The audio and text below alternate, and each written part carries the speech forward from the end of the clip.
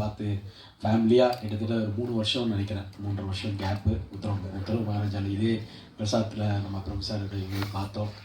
Manikandan brother இருக்காங்க, எல்லாருமே இருக்கிறாங்க. தேவராஜர்லாம் எல்லாருமே இருக்காங்க. ஸோ ஃபேமிலியாக இங்கே இருக்கும்போது தான் எனக்கு ரொம்ப சந்தோஷமாக இருக்குது. கிட்டத்தட்ட 25 இயர்ஸாக இன்றைக்கி நான் வந்து தமிழ் இண்டஸ்ட்ரியில் வெற்றியோ தோல்வியோ சஸ்டெயின் பண்ணி சர்வைவல் ஆகிறதுக்கு காரணமே நீங்கள் தான், நீங்கள் மட்டும்தான். ஏன்னா என்னுடைய குடும்பம் வந்து எப்பயுமே இருப்பாங்க. குடும்பத்தை விட கூட நான் சொல்லுவேன், என்னுடைய பத்திரிகை மீடியா நண்பர்கள் தான் எனக்கு அதிக சப்போர்ட்டு. சித்ராமணி அண்ணெல்லாம் என்னை ஃபஸ்ட்டு திருநெல்வேலி படத்துக்கு முன்னாடி என்னை முதல்ல ஃபோட்டோ ஷூட் பண்ணவர் சித்ராமணி அண்ணன். இன்றைக்கி அவர் அங்கே இருக்கிறாரு 25 வருஷத்தில். அதே மாதிரி அவரும் எங்கே இருக்கிறாரு, அதே மாதிரி நம்மளும் மெயின்டைன் பண்ணுறோம். So thank you. இது ரொம்ப சந்தோஷமான விஷயம்.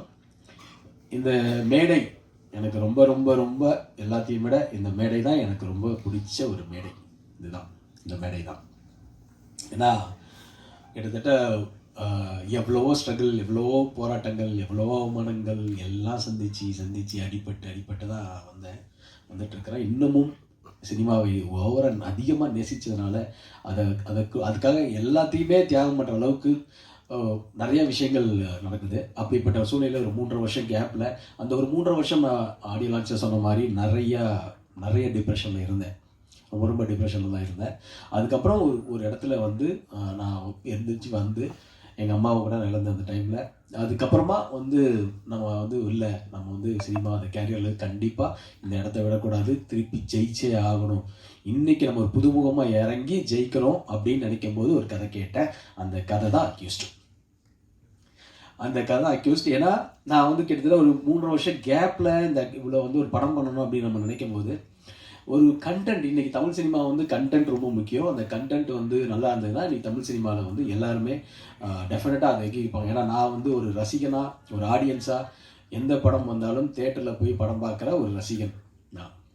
அப்படி பார்க்கும்போது அந்த படத்தில் என்ன இருக்குது, என்ன ஆடியன்ஸே லைக் பண்ணல அப்படின்னு தான் நான் கதை கேட்குற நிலைமையில் அப்படி தான் இருப்பேன். அப்படிப்பட்ட ஒரு சூழ்நிலையில் நான் கதை கேட்குறேன் அப்படின்னோடனே எனக்கு டைரக்டர் பிரபு ஸ்ரீனிவாஸ் ஒரு கதையை சொன்னார். அந்த கதை அவர் சொன்ன மாதிரி அவர் பெங்களூர் கன்னடா படத்தை ரீமேக் சொன்னார். வேண்டாம் சார், நல்ல கண்டென்ட்டாக பண்ணுங்கள் அப்படின்னு சொல்லும்போது, என்னை வச்சு பண்ணும்போது ஒரு மீடியம் பட்ஜெட்டில் தான் பண்ண முடியும். அப்படின்னு இருக்கும்போது இது ஒரு பெரிய பட்ஜெட்டாக, அக்யூஸ்ட் ஒரு பெரிய பட்ஜெட்டாக இருக்குது.